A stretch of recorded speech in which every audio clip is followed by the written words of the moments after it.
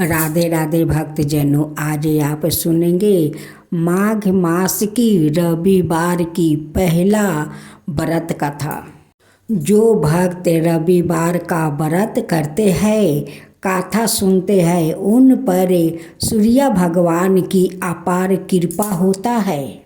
धन संपत्ति की बरकत होता है, पति पुत्र का लंबी आयु मिलता है। उनकी सारे मनोकामना सूर्य भगवान पूरा कर देते हैं। तो बोलो सूर्य भगवान की जय, सूर्य देव की जय। इस तरह यह कर्म चलता रहता है। इसी वजह से इस महीने का नाम खैर मास रखा गया।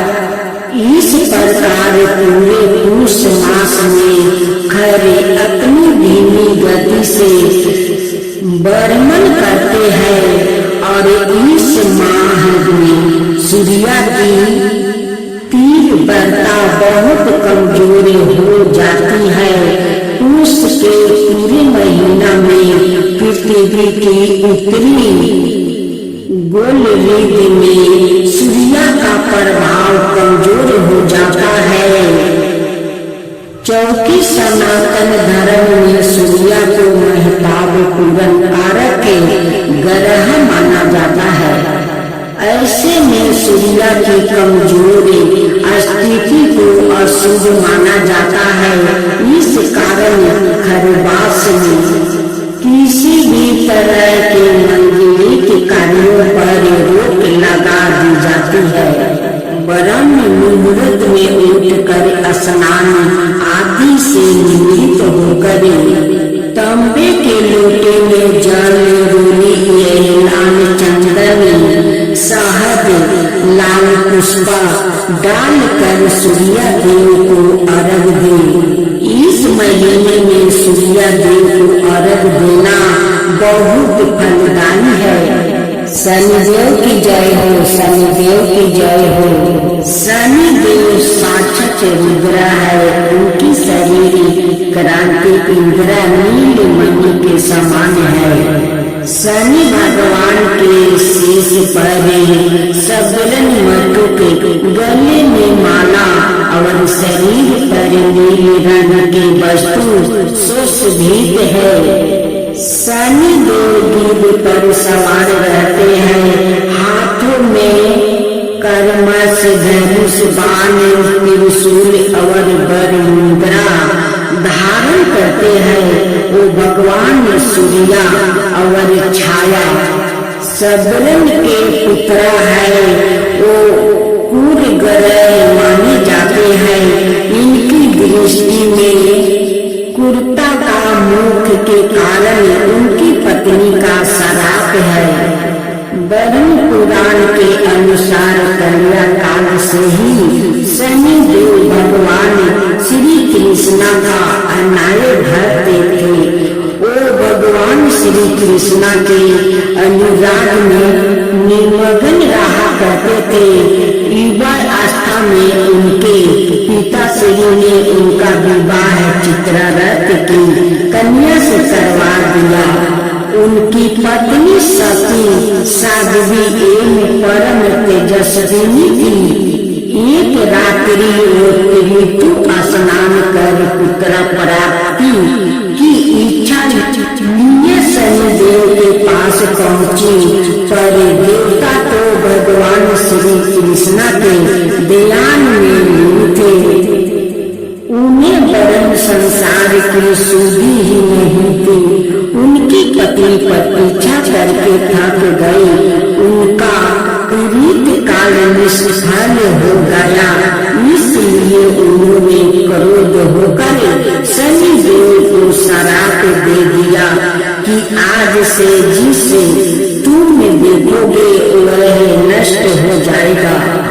ध्यान टूटने पर शनिदेव ने अपनी पत्नी को मनाया। उनकी धर्म पत्नी को अपनी भूल पर पछतावा हुआ, किंतु श्राप के प्रतिकार की शक्ति उनमें नहीं थी।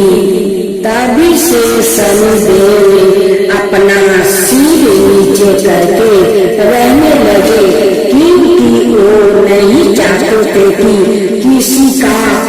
अनिष्ट हो जाए। ज्योतिष शास्त्र के अनुसार शनि ग्रह यदि कहीं रोहिणी वेदन कर दे तो पृथ्वी पर 12 बरस का घोर दुर्भिक्ष पड़ जाए और प्राणियों का बचना ही कठिन हो जाए। शनि ग्रह जब रोहिणी वेदन कर बढ़ जाता है तब यह योग आता है। यह योग महाराज दशरथ के समय में आने वाला था। जब ज्योतिषियों ने महाराज दशरथ को बताया कि यदि शनि का योग आ जाएगा तो प्रजा अन्न जल के बिना तरप तरप कर मर जाएगी। प्रजा को इस कष्ट से बचाने हेतु महाराज दशरथ अपने रथ पर सवार होकर निक्षत्र मंडल में पहुँचे। पहले तो उन्होंने नीति की भांति शनि देव को प्रणाम किया। इसके पश्चात क्षत्रिय धर्म के अनुसार उन्होंने युद्ध करते हुए उन पर संहारा अस्त्र का साधन किया। शनि देव महाराज दशरथ की कर्तव्य निष्ठा से अति प्रसन्न हुए और उसने कहा, वर मानो।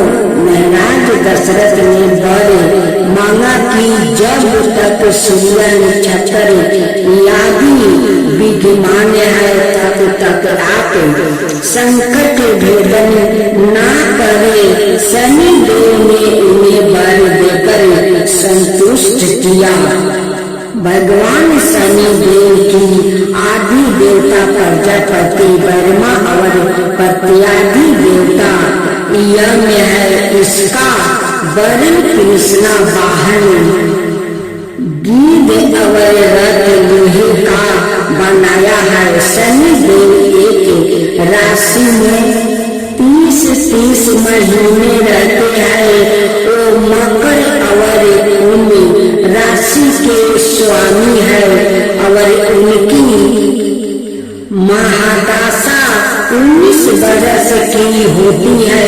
इनकी शांति के लिए मृत्युंजय ने जप नीलम धारण ब्राह्मण को तिल भैंस लोहा तेल काला वस्तु नीलम काली गौ जूता कस्तूरी और सुवर्ण का दान देना चाहिए। शनिवार को इस महिमा को पढ़ने से धन संकट दूर होता है।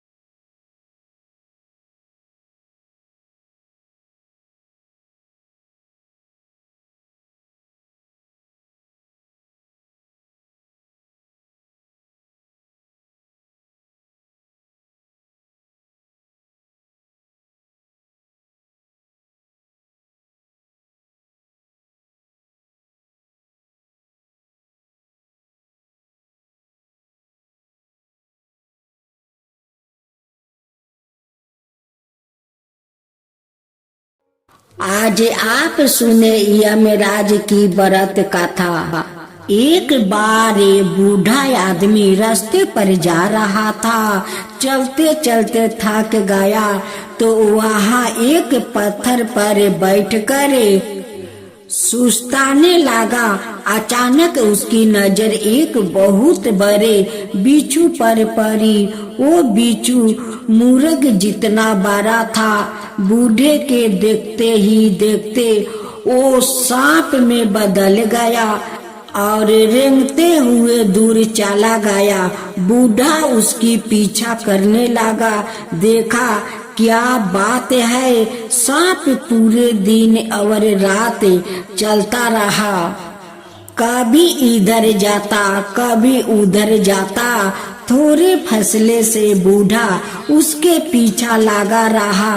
एक बार वो एक सराय में घुसा और कई यात्रियों को मार डाला। फिर वो राजमहल गया और राजा को अपनी शिकार बनाया। फिर वो पानी की टंकी के सहारे रानी के निवास में घुसा और छोटी राजकुमारी को अपना शिकार बनाया। सांप जहाँ भी जाता कुछ देर बाद वहाँ कोहराम मच जाता।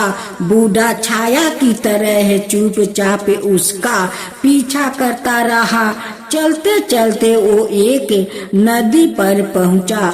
वहाँ कुछ पटेहाल यात्री बैठे हुए थे। वो नदी के उस पार जाना चाहते थे, पर उनके पास नाव वाले को देने के लिए पैसा नहीं थे। सांप ने लंबी तगड़ी भैंसे का रूप धारण किया और नदी के किनारे जाकर खड़ा हो गया। उसे देखकर यात्रियों ने कहा, यह भैंसा उस पार अपने घर जाएगी, चलो इसकी पीठ पर बैठ जाएंगे और इसकी पोंछ पकड़कर ले इसके साथ हम भी उस पार पहुंच जाएंगे। ओ भैंसे की पीठ पर बैठ गया। भैंसे नदी में तैरने लगी। मझधार में पहुंचकर उसने ऐसी उछाल कूदे मचाई कि सब पानी में डूब गया। इस बीच बूढ़ा भी नाव से नदी के उस पार पहुंच गया। दूसरे किनारे पर भैंसा अदृश्य हो गई। उसके स्थान पर एक सुंदर बैल खड़ा था। मोटे जाते बैल को बिना मालिक के डोलते देखकर एक किसान उसे घेर घार कर अपने घर ले गया। बैल बहुत सीधा था। किसान ने उसे दूसरे मवेशियों के साथ बाड़ों में बांध दिया। रात के सन्नाटे में बैल ने वापस सांप का रूप धारण किया और तमाम जानवरों, भेड़ों और नदी में ऐसा किसान के घर वालों को डांस लिया और रेंग कर बाहर आ गया। बूढ़ा छाया की तरह चुपचाप उसका पीछा करता रहा। थोड़ी देर में वो दूसरी नदी पर पहुँचे। वहाँ सांप सुंदर जवान औरत में बदल गया। कुछ देर बाद दो सिपाही उस तरफ आते देखे। दोनों सागा भाई थे। उनके पास आने पर वो औरत जोर जोर से रोने लगी। भाइयों ने पूछा, क्या बात है, तुम यहाँ अकेली क्यों बैठी हो? सरफ स्त्री ने जवाब दिया, मैं और मेरा आदमी घर जाने के लिए नाव का इंतजार कर रहे थे। वो हाथ मुंह धोने के लिए नदी में गया है और बिछिल जाने से डूब कर मर गया, यहाँ मेरा कोई नहीं, मेरा रिश्तेदार बहुत दूर रहते हैं। उसके सदैव से सम्मोहित बड़े भाई ने कहा, तुम चिंता मत करो, मेरे साथ चलो, मैं तुमसे विवाह करूंगा और तुम्हारा हर तरह से ख्याल रखूंगा। स्त्री ने कहा, लेकिन तुम मुझसे घर का काम नहीं करवाओगे और जो मैं कहूँगी मुझे लाकर दोगे। दोनों बातें तुम्हें मंजूर हो तभी मैं तुम्हारे साथ चलूंगी। बड़े भाई ने आदर से कहा, 10 की तरह मैं तुम्हारी हर आज्ञा का पालन करूंगा। जो चाहो और उस नदी से मेरे लिए 1 लोटा पानी लेकर आओ, तब तक तुम्हारा भाई मेरे पास रहेगा। पर जैसे ही बड़ा भाई जाने के लिए मुड़ा, उसने उसके छोटे भाई से कहा, चलो, उसके जाने से पहले हम भाग चले। मैं तुमको यही चाहती हूँ, तुम्हारे भाई से पीछा छुड़ाने के लिए ही मैंने उसे पानी लाने भेज दिया। छोटे भाई ने कहा, नहीं नहीं, यह नहीं हो सकता, तुमने उसे ब्याह का वचन दिया है, तुम मेरी बहन के समान हो। औरत को जैसे आगे लाग गई। बड़े भाई को पानी लेकर आते देखा, वो अपने कपड़ों फाड़ कर रोने लगी। वो और पास आया तो वो चीखी, तुम्हारा भाई बहुत बुरा है, इसने मुझसे कहा कि मैं तुम्हें छोड़कर इसके साथ भाग जाऊं।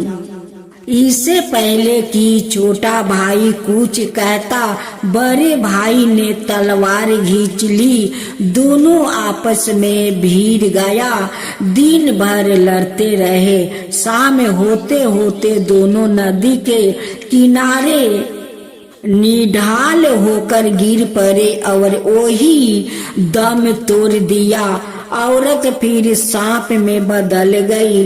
बुध छाया की तरह चुपचाप उसका पीछा करता रहा। आखिर सांप सफेद दाढ़ी वाला बूढ़े में रूपांतरित हो गया।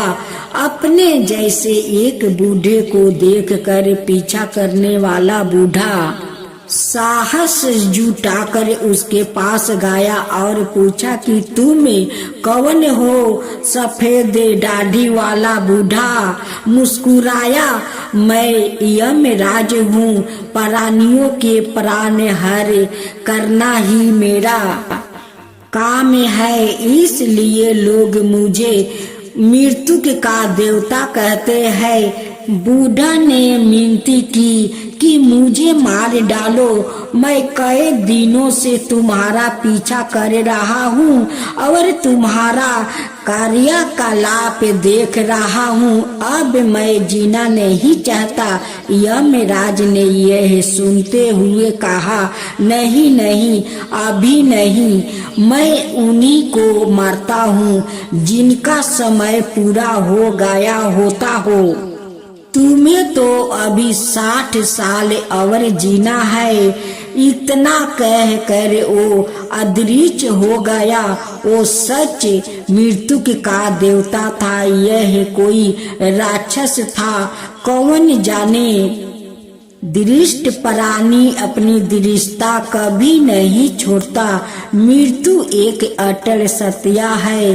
दक्ष ने युधिष्ठिर से प्रश्न पूछा कि यह बताओ कि दुनिया में सबसे बड़ा आश्रय क्या है? युधिष्ठिर ने कहा कि प्रतिदिन लोगों यह देखते हैं कि किस प्रकार मनुष्य मृत्यु को प्राप्त हो रहा है, फिर भी वो यह सोचते हैं कि मैं कभी नहीं मरूंगा। यही दुनिया का सबसे बड़ा आश्रय है, इसलिए यह मौत भूलिए कि मौत सबको एक ना एक दिन गले जरूर लागेगी। सब सांप के रूप में, कभी बिच्छू के रूप में, कभी कैंसर के रूप में, तो कभी कबीर के रूप में। इसलिए जब तक जिए खुशी पूर्वक जिए और मानवता की भलाई के लिए जिए। काफी आराम मिल चुका। कृष्णा राधे राधे। मेरे प्यारे भक्त जनों, आज आप सुनेंगे बुधवार व्रत कथा, पूजा विधि आरती। हिंदू धर्म में बुधवार का दिन भगवान गणेश को समर्पित किया गया है।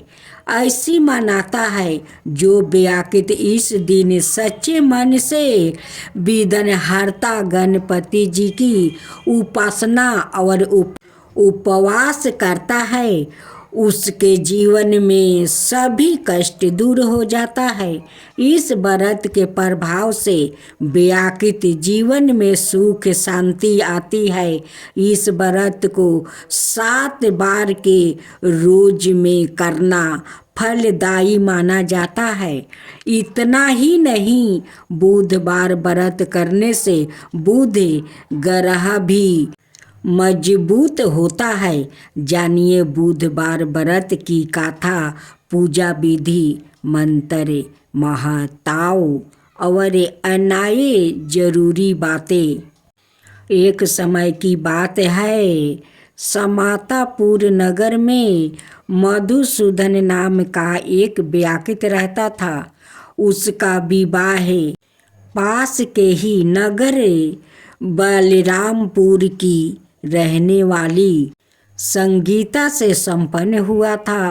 वो दिखने में सुंदर और सुशील थी। एक दिन मधुसूदन ने अपनी पत्नी को लाने के लिए ससुराल पहुंचा। वो उसी दिन अपनी पत्नी को विदा कराने की जिद पर आरा रहा, लेकिन उस दिन बुधवार था। पत्नी के घर वाले समझाने लगे कि बुधवार के दिन यात्रा करना अशुभ होता है, पर वो नहीं माना। संगीता के घर वालों को उस बुधवार के दिन ही विदा करना पड़ा। इस तरह वो दोनों बैलगाड़ी में बैठकर जाने लगे। कुछ दूरी तय करने के बाद रास्ते में बैलगाड़ी का एक पहिया टूट गया। फिर दोनों गाड़ी से उतर कर पैदल यात्रा करने लगा। इसी बीच संगीता को प्यास लगी। तभी मधुसूदन पानी लेने गया। जब वो पानी लेकर लौटा तो हैरान रह गया। उसने देखा कि उसकी पत्नी के साथ उसका कोई हम शकल बैठा है। पास जाकर उसने हम शकल से पूछा कि कौन हो। इस पर उस आदमी ने कहा कि उसका नाम मधुसूदन है और वो संगीता का पति है। इस पर मधुसूदन भड़क गया और बोला कि यह झूठा है। असली मधुसूदन तो मैं हूँ। मैं संगीता के लिए पानी लेने गया था। इस पर हम शकल ने कहा कि वो तो पानी लाकर संगीता को पिला भी दिया। अब इनमें संगीता के असली पति होने को लेकर झगड़ा होने लगा। तभी उस नगर के राजा का एक सिपाही वहाँ पहुँचा। उसने संगीता से पूछा कि उसके असली पति के बारे में सवाल किया। तब वो खुद दुविधा में थी। इस पर संगीता ने कोई जवाब नहीं दिया। फिर सिपाहियों ने उनको राजा के दरबार में पेश किया। पूरी कहानी सुनने के बाद दोनों को राजा ने जेल में डालने का आदेश दिया। घबराया हुआ मधुसूदन इसके बाद बुधदेव को याद कर उनसे क्षमा मांगने लगा। इसके बाद वहाँ आकाशवाणी हुई कि मधुसूदन, तुमने अरियल बर्ताव से भगवान बुद्ध देव काफ़ी नाराज है। उन्होंने ही ऐसी दुविधा पैदा की है। तब मधुसूदन ने नरम आवाज में कहा कि हे महाराज, उससे बड़ी गलती हो गई है। वो आज के बाद से कभी भी बुधवार को यात्रा नहीं करेगा और हमेशा बुधवार के दिन व्रत भी रखेगा। क्षमा मांगने पर बुद्ध देव का क्रोध शांत हो गया। भगवान ने फिर मधुसूदन को क्षमा कर दिया। राजा के दरबार में मौजूद उसका हम शकल भी गायब हो गया। बुद्ध देव की कृपा से राजा ने फिर मधुसूदन और संगीता को विदा कर दिया। राजमहल से जैसे ही वो आगे बढ़े तो रास्ते में बैलगाड़ी भी सही सलामत मिल गया। दोनों एक साथ खुशी खुशी अपने नगर लौट आए। इसके बाद से वो हर बुधवार का व्रत रखने लगा। उनका जीवन सरल और सुखमय हो गया। उनके काम काज में भी उन्नति होने लगी। बुधवार के दिन सुबह जल्दी उठकर सबसे पहले अपने घर की सफाई करे, फिर स्नान करके हरे रंग के कपड़े पहने। इसके बाद भगवान गणेश की पूजा करे। भगवान गणेश को धूप दीप कपूर चंदन और फूल अर्पित करे। भगवान गणेश को दूबा घास अवश्य चढ़ाए। भगवान गणेश के मंत्रों का जप करे। गणेश जी की आरती उतारे। बुधवार व्रत कथा पढ़ना बिल्कुल भी ना भूले। अंत में गणेश भगवान को लड्डुओं का भोग लगा। अब सुने धरती माता की कहानी। धरती माता एक ब्राह्मणी थी। वो बहुत धार्मिक महिला थी। सभी ग्रामवासी उसका बहुत सम्मान करते थे।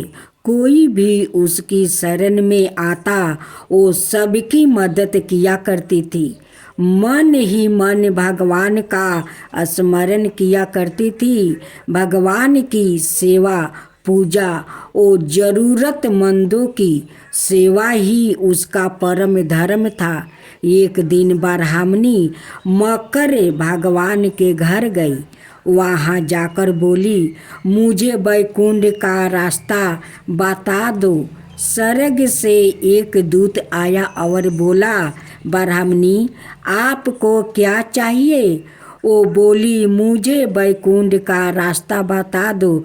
आगे आगे दूत और पीछे ब्राह्मणी मंदिर तक गई।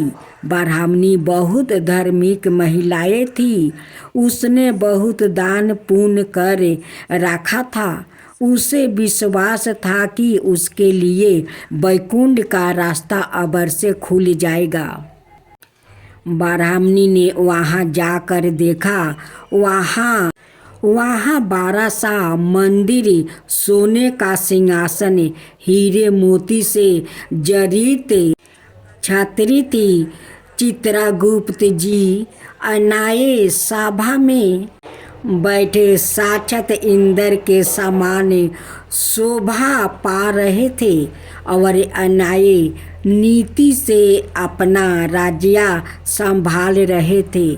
यमराज जी सबको कर्मों अनुसार दंड दे रहे थे। ब्राह्मणी ने जाकर प्रणाम किया और बोली, मुझे वैकुंठ जाना है। चित्रगुप्त ने लेखा सुनाया और कहा कि ब्राह्मणी, तुमने सब धर्म किया परंतु धरती माता की कहानी नहीं सुनी, इसलिए तुम्हारे सिर पर धरती माता का कर्ज है। वैकुंठ में कैसे जाओगी? ब्राह्मणी बोली, धरती माता की कहानी के क्या नियम है? चित्रगुप्त जी ने बोले, कोई 1 साल का 6 महीने, कोई 7 दिन ही सुने, पर धरती माता की कहानी अबर से सुने, फिर उसका उद्यापन कर दे। धरती माता की कहानी सुने जाने से अनजाने किए गए पापों कर्मों को धरती माता हर लेती है। स्वर्गलोक में धर्म को ही स्थान प्राप्ति है। यहाँ पाप के लिए कोई जगह नहीं है। धरती माता की कहानी पीपल के पेड़ के नीचे बैठ कर सुननी चाहिए। यह बात सुनकर ब्राह्मणी ने प्रार्थना की कि मुझे 7 दिन वापस पृथ्वी लोक पर जाने दो, मैं कहानी सुनकर वापस आ जाऊंगी। चित्रगुप्त जी ने उसका लेखा जोखा देखकर 7 दिन के लिए पृथ्वी पर भेज दिया। ब्राह्मणी जीवित हो गई। ब्राह्मणी ने अपने परिवार वालों से कहा कि मैं 7 दिन के लिए धरती माता की कहानी सुनने के लिए वापस आई हूँ। इस कथा को सुनाने से 12 पुण्य मिलता है। उसने पीपल के पेड़ के नीचे बैठकर परिवार के साथ 7 दिन तक धरती माता की कथा सुनी। 7 दिन पूरे होने पर वापस जमराज जी का बुलावा आया और ब्राह्मणी को वैकुंठ में श्री हरि के चरणों में स्थान प्राप्ति हुआ। जो कोई भी प्राणी धरती माता की कहानी सुनता है, मृत्यु के समय सभी पाप कर्म धरती माता हर लेती है। वो प्राणी को वैकुंठ में स्थान प्राप्ति होता है। धरती माता की जय हो। धरती माता की सदा ही जय हो। अब आप सुने तीसरा अध्याय, भगवान शिव और अगस्त्य मुनि की कहानी। एक बार भगवान शिव और माता पार्वती कैलाश में उस कक्ष में गया जहाँ अनेक पांडुलिपियाँ रखी हुई थी। अगस्त्य मुनि उनके दर्शन करने के लिए आए थे। उन्होंने उन्हें भी अपने साथ ले लिया। हे महादेव, इन ग्रंथों में से बड़ी सुंदर महक आ रही है, किसकी खुशबू है? अगस्त्या, यह तामिल की खुशबू है। अगस्त्या, इन ग्रंथों में शामिल का व्याकरण शास्त्रों निहित है। मैं तुम्हें शामिल व्याकरण की शिक्षा दूंगा। तुम इन ग्रंथों को अपने साथ अध्ययन के लिए ले जा सकते हो। अगस्त्य, तुम दक्षिण दिशा में जाओ और इन शास्त्रों पर आधारित तामिल व्याकरण की रचना करो। तुम्हारे द्वारा तामिल भाषा का प्रचार और प्रसारण होगा और तुम्हें संसार तामिल ऋषि के नाम से जानेंगे। सब आपकी कृपा है प्रभु। भगवान आपकी कृपा से अवश्य ही ऐसा होगा। अगस्त्य ने भगवान शिव से दक्षिण में एक पवित्र नदी के लिए प्रार्थना की, जिसमें वो पूजा अर्चना कर सके और श्रद्धालु भक्त स्नान करके पवित्र हो सके। प्रभु ने कावेरी का आह्वान किया, जो कि 7 पवित्र नदियों में से एक है। कावेरी, तुम अगस्त्य के साथ दक्षिण दिशा में लोक कल्याण हेतु जाओ। मैं माता कावेरी को अपने कमंडल में भूलक पर ले जाऊंगा। जैसी आपकी आज्ञा प्रभु। ठीक है।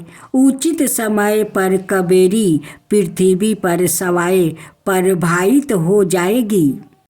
ओम नमः शिवाय सूर्यपद नाम के असुर ने इंद्र को परास्त करके अमरावती पर कब्जा कर लिया और देवताओं को बंदी बना लिया।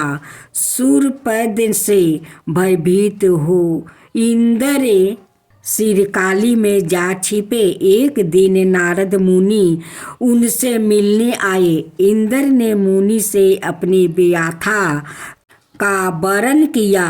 मुनि वर, मैं प्रतिदिन शिव पूजन करता हूँ, पर वो उपवन जिससे मैं पूजा के पुष्प चुनता हूँ जल के अभाव में सूख गया है। कृपा इस उपवन की रक्षा का कोई उपाय बतलाइए। इंद्र देव आप श्री गणपति से प्रार्थना करें, वो कृपा करके आपको कावेरी नदी दान में दे देंगे, जो कि इस समय अगस्त मुनि के कमंडल में निवास कर रही है।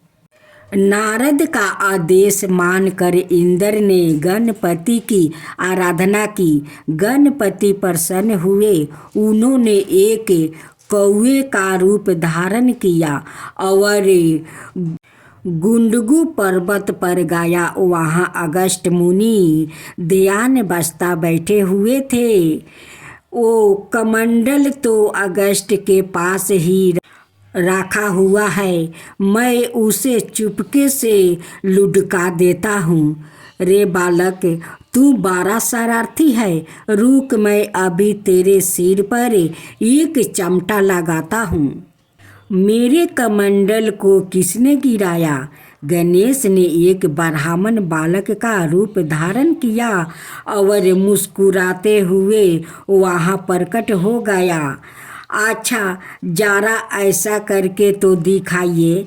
जैसे ही अगस्त मुनि ने अपना हाथ उठाया, उन्होंने देखा कि बालक के स्थान पर गणपति खड़े हैं। हे गणपति, मैंने आपको पहचाना नहीं। मुझसे बड़ी भारी भूल हो गई है। पराचित के रूप में मैं सवाए ही अपने सिर पर चपटा लगाऊंगा। हे विनायक, आप संसार के लोगों पर अकारण ही करुणा करते हैं। आपके समान अपने भक्तों के कष्टों का निवारण करने का इतना आग्रही कोई भी नहीं है। आपके मंदिर में जो भी श्रद्धालु आए और अपना सर थपथपाए, उन पर आप कृपा करें। मुनिवर, आप व्यर्थ में दुखी ना हो। मैंने इंद्र को वरदान दिया है कि कावेरी यहाँ से प्रवाहित होगी। आज से कावेरी पूरे दक्षिण भारत को प्राप्ति होगी। हे गणपति, आप आशीर्वाद लेकर मैं भूलक की यात्रा पर निकल पड़ती हूँ। कावेरी, तुम्हारे तटों पर बड़े बड़े मंदिर बनेंगे और तुम्हारा पुण्य सदाए उजागर रहेगा।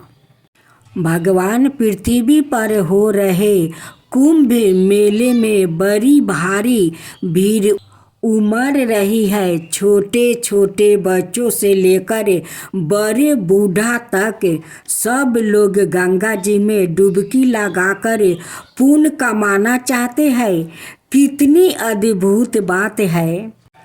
तुम ठीक कह रही हो पार्वती, पर इतने लोग में ऐसे कितने हैं जो वास्तव में गंगा की महिमा को जानते हैं। कितने वृद्ध ऋषि मुनि भी इस महान पर्व में सम्मिलित हुए हैं। क्या वो भी गंगा की महिमा से अनभिज्ञ है? चलो हम वहाँ जाकर ही वास्तविकता का पता लगाते हैं।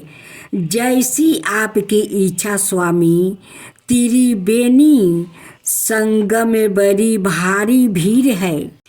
मैं एक बूढ़े मृतक का रूप लेता हूँ और तुम उसकी सुंदर पत्नी का रूप धारण कर लो। हाय मेरे पति की मृत्यु हो गई है, कोई है जो मेरी मदद कर सके, मैं क्या करूं? आहो, क्या आप लोग इतना भी नहीं जानते? मैंने जैसे ही गंगा जी में डुबकी लगाई, माँ गंगा ने मेरे सारे पाप धो डाले और मुझे बिल्कुल पवित्र कर दिया है। उसी समय भगवान शिव ने, जिन्होंने उस मृत्यु का रूप लिया था, माता पार्वती के साथ प्रकट होकर सबको दर्शन दिया। जिन लोग ने गंगा में स्नान किया था उन सबको भगवान का दर्शन हो गया। देखो पार्वती विरल ही गंगा की महिमा को जानते हैं। केवल तुम ही ओ वीर और पवित्रा व्याकृत हो जो मेरे पति का अंतिम संस्कार कर सकते हो। तब चलो कार्य पूरा कर दे। भगवान उस एक बिरले व्याकृत के कारण कितने लोगों को आपके दर्शन हो गया। आपकी लीला अपरंपार है प्रभु।